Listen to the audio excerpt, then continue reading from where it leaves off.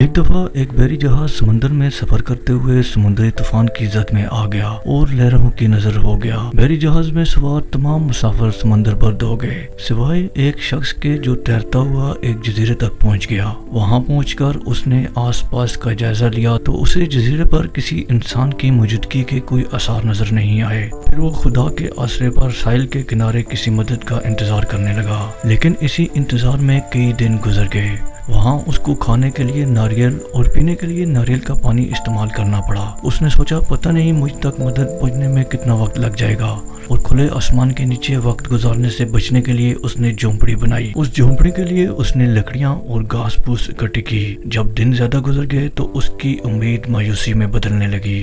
एक दिन वो साहिल पर लेटा हुआ था कि ऊपर आसमान की तरफ देखकर रब से दुआ करने लगा कि ए खुदा तू ही कोई सबब बना दे, मैं तो मायूस हो चला हूँ। ऐसे सोचते सोचते वो वहीं सो गया। कुछ देर बाद आसमान पर बादल छा गए। उसके चेहरे पर बारिश की चंद बूंदें पड़ी तो उसकी आंख खुल गई। उसने सोचा भागकर झोंपड़ी में चला जाता हूँ, लेकिन इस दौरान बादल गरजे और आसमानी बिजली उसकी झोंपड़ी पर गिर गई और उसमें आग लग गई। वो वहीं सर पकड़कर बैठ गया और मायूसी के आलम में रब से शिकवे शिकायतें करने लगा। कहने लगा, मेरे रब, मैंने तुमसे मदद मांगी थी, तुमने मेरी छत ही मुझसे छीन ली।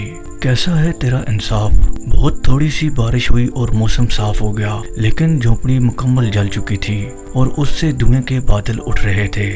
थोड़ी ही देर गुजरी थी तो उसे दूर से एक बहरी जहाज आता दिखाई दिया। उसने गौर किया तो वो उसी की तरफ आ रहा था। वो बहुत हैरान हुआ। साहिल पर पहुंचकर उस बहरी जहाज में से कुछ बंदे उसके पास आए और उसके पास आकर कहने लगे, हमने आपका सिग्नल दूर से ही देख लिया था, तो हमने सोचा इस जजीरे पर तो कोई आबादी नहीं है, यहाँ जरूर कोई मुसीबत में फंसा हुआ है और मदद के लिए सिग्नल दे रहा है, तो हम फौरन इस तरफ आ गए।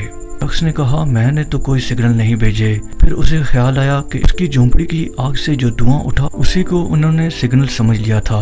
उसने सोचा पहले झोंपड़ी बनी, फिर उसे आग लगी, उस पर बारिश के कतरे गिरे, फिर धुआं उठा। ये सब रब ही की हिकमत है। क्या बात है मेरे मालिक, रब कितना मेहरबान है, कैसे कैसे असबाब पैदा कर देता है। बेशक हम ही नाशुक्री करते हैं।